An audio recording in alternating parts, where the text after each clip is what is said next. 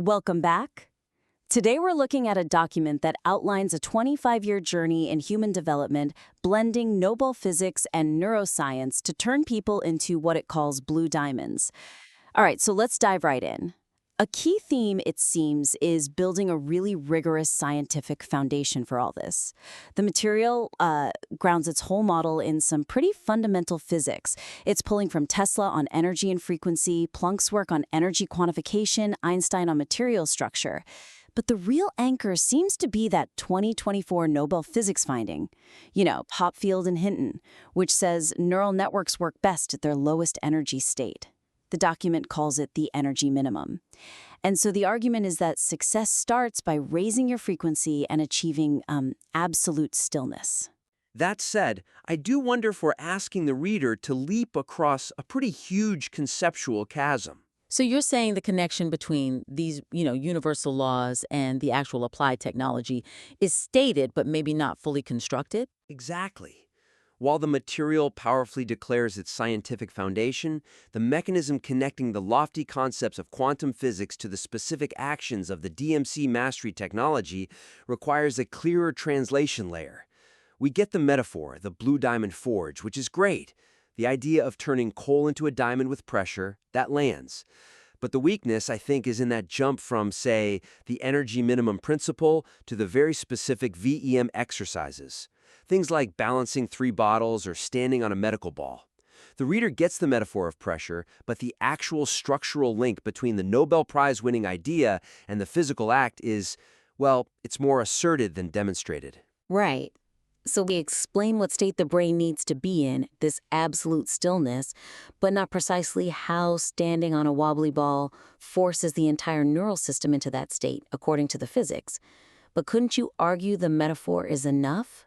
That the idea of the forge is what inspires people? Metaphor inspires, yeah, but mechanism convinces.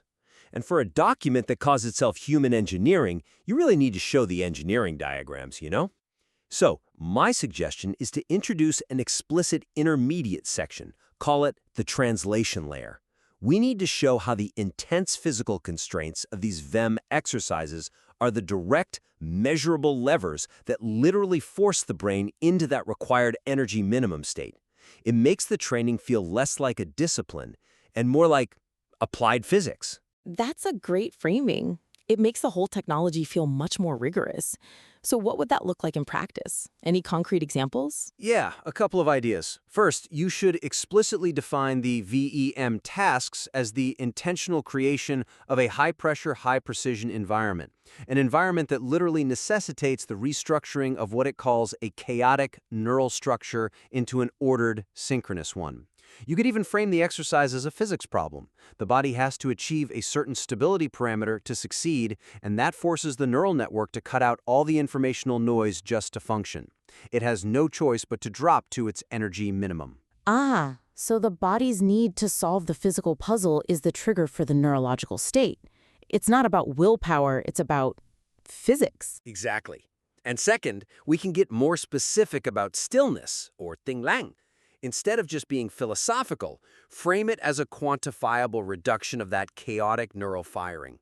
If the energy minimum happens when noise goes to zero, then you show how the intense focus needed to balance those bottles is the only possible way to get that noise to drop to zero instantly. The connection becomes absolute, not arbitrary.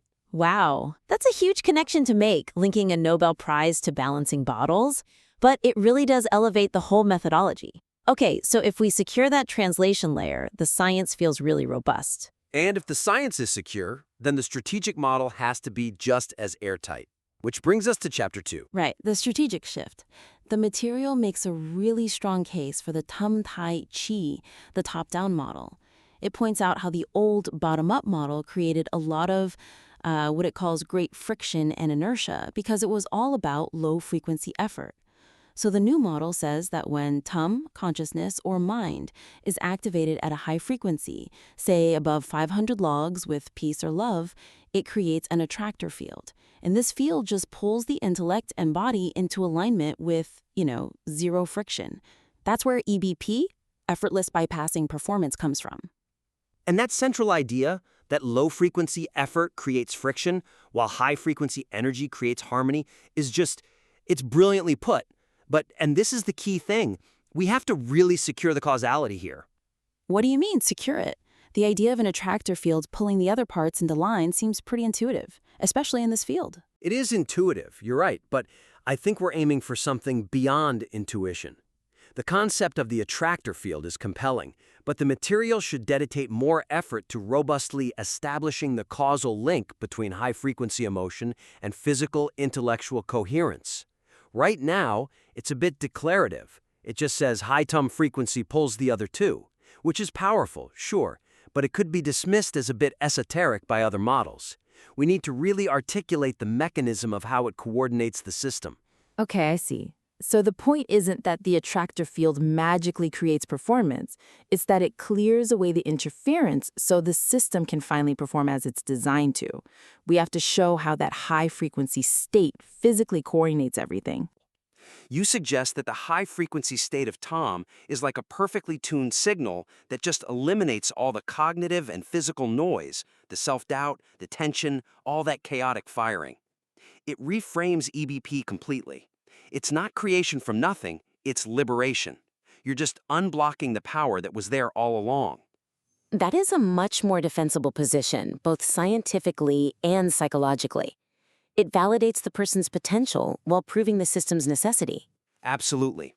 And for concrete examples, you can use the 4 dimensions of the G4DC ecosystem from Chapter 4, the top-down, peer-to-peer, and so on. You can show how that entire environment is engineered to sustain and defend that attractor field. And we could drill down even further, to the neurological level, to show how that synchronization actually happens between people. We can, and we should. Specifically, tie the high-frequency state of Tom to the immediate, measurable synchronization of the mirror neurons. When you're talking about the peer-to-peer interaction, show that the high-frequency emotional state of the group lets those mirror neurons fire coherently. It provides a real biological connection for how the attractor field pulls people into alignment. It becomes a mechanism for collective harmony. That nails the causality we were looking for. Okay, so if we secure the physics and we secure the strategic causality, the last piece is making sure the results land with maximum impact. Which takes us to Chapter 5, and the case studies. This section is really the showcase, the Blue Diamond collection. We have the masterpiece EBP of Nguyen Cuc Hung and then the incredible success with the 500 children with severe autism. The accomplishments are just stunning. Hung balancing 3 bottles on a medical ball while playing guitar, demonstrating both dissociation and coherence. And then the 500 children going from being seen as a burden to becoming artists. This is the emotional core of the whole thing. It's already powerful proof, but I think we can make it truly transformative for the reader. How do we get that final lift? To maximize the emotional and persuasive impact, the case studies must transition from powerful proof points into compelling narrative arcs defined by tension and transformation. The weakness, if you can call it that, is that the current version focuses almost entirely on the result, on the brilliance of the Blue Diamond, but it sacrifices the tension of the journey. So the before state, the coal phase, is it really dark enough or chaotic enough to make the transformation into a diamond feel as breathtaking as it should? The celebration is there, but the struggle that defines the metaphor, that crushing pressure, is a little lost. Precisely. The text tells us these children are the most precious blue diamonds because they shine from the darkest place. But we aren't really given the chance to feel the depth of that darkness.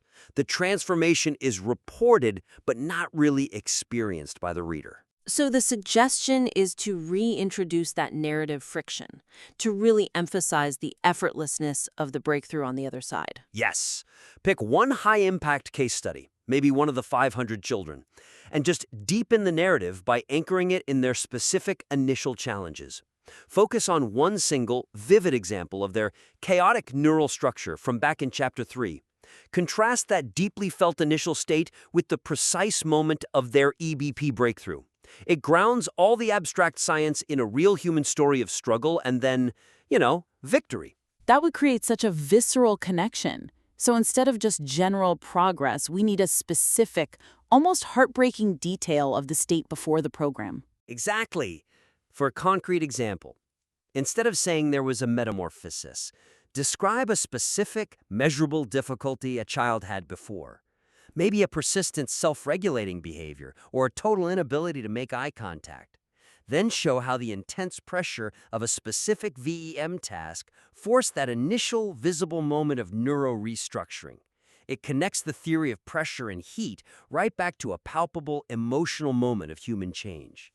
And for the masterpiece from Win Kok Hung, how does his story hit with maximum resonance? With Hung, the focus has to be on the effortless part of EBP. He should articulate the contrast, the sensation of performing this incredibly demanding task, VEM31GP, versus the memory of the arduous, painful effort from the old bottom-up model. His internal monologue should confirm that the high-frequency state made the impossible feel natural. That's how you solidify the claim that limits are actually erased. The story becomes about the shift in his internal experience of effort, not just the physical complexity. That's the real power of EBP. That gives the final chapter the kind of profound narrative weight it really deserves. This is an incredibly sophisticated piece of work, synthesizing so much complex science. So, to quickly summarize the main points for refinement. First, we talked about clarifying the scientific mechanics, really building that translation layer between the energy minimum concept and the practical physical VEM exercises. Right. Second, we need to strengthen the causal defense of that attractor field in the top-down model. We can do that by defining it as interference removal and linking it to the synchronized response of mirror neurons.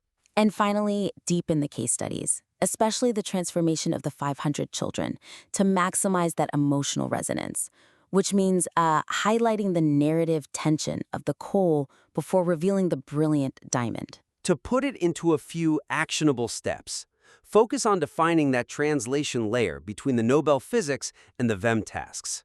Bolster the structural logic of the causality with those specific neurological anchors, and then just infuse that final chapter with narrative tension by bringing the reader into the initial struggle. This is already a highly impressive document. Taking these opportunities will, I think, elevate it from an excellent theory to a truly undeniable and transformative manifesto. We really look forward to seeing the refinement of this work. If you do implement these suggestions, we invite you to submit your improved document back to us for a follow-up critique. Until then, keep refining.